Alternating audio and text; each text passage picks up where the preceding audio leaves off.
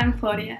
My rotations during fourth year were psychiatry at Eastern, GP, paediatrics at MCH and Cabrini, and then women's at MMC and then Casey. So for me, my priorities during fourth year, studying was number one. I just knew it was going to be a big year. But also I have a food blog, so I spent time on that, but less time as the year went on. So I would say it went from maybe 10 hours a week at the start of the year in terms of recipes, photography, writing, eating, that kind of thing, and then maybe 2 hours, maybe even nothing in the last couple of months before exams. And then also exercise was important for me, so 6 sessions a week, gym, running, swimming, that kind of thing, and then also seeing friends.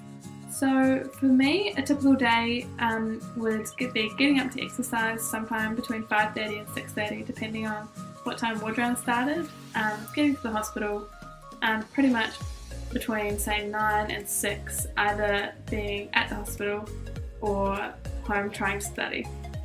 And then after dinner, maybe another 30 minutes max of studying, because I'm just not one of those types of people who can smash out 4 hours after dinner. I really struggle to study after dinner, so I'm more likely reading, watching something, getting some jobs done, that kind of thing. Weekends leading up to exams, I spent the weekend studying. Before that, I would say maybe a couple of hours a day, just depended on what I had on and how much I had to do. So study methods, I mainly study on my own, I just prefer it. I use a Pomodoro timer, so it's like a 25-minute timer with 5 minutes off, and you can get it on your phone, your computer, and I just find I procrastinate less when I use it. I use OneNote to make notes on all the topics, so most of the time during the year I was just spending time creating notes from past student notes and textbooks, guidelines for women, so just made sort of condensed tables about the condition, symptoms, examination, your first line investigations, and then your management priorities, and I found that really helpful when it came to OSCE time as well. I made flashcards for peds because the conditions are quite small and lend themselves well to flashcards, and I also had flashcards left over from third year for the matrix conditions, and that became really helpful when I was running out of time before VIA to study, and it was a good way to just run through third year conditions without taking too much time.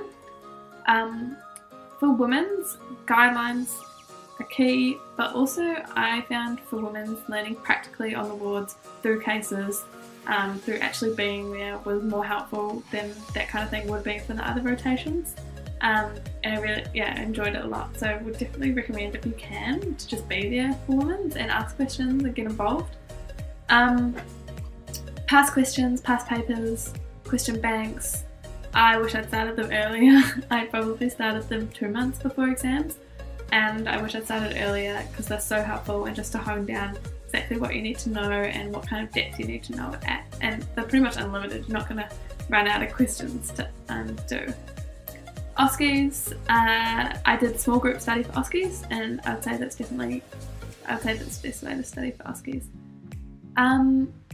What I struggled with, psychiatry, I found things were quite ambiguous, and I had it first, and I didn't really appreciate, what I would need to know.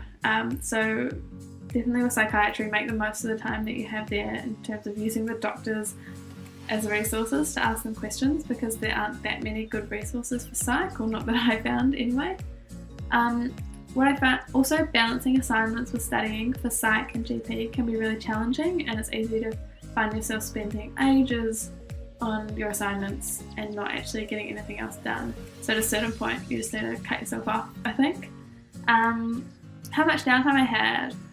The evenings were pretty much my downtime, and I also travelled for the whole 3 weeks of the June holidays, which was a really good mini break for me, and I don't think it was detrimental at all. It didn't touch medicine.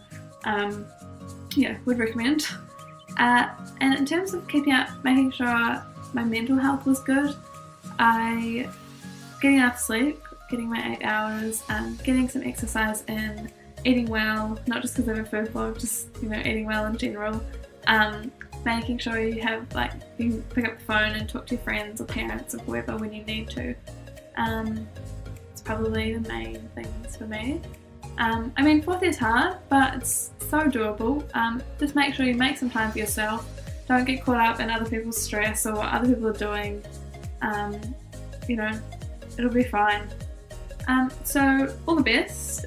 Feel free to contact me if you have any questions on Facebook or on my email. It's fine.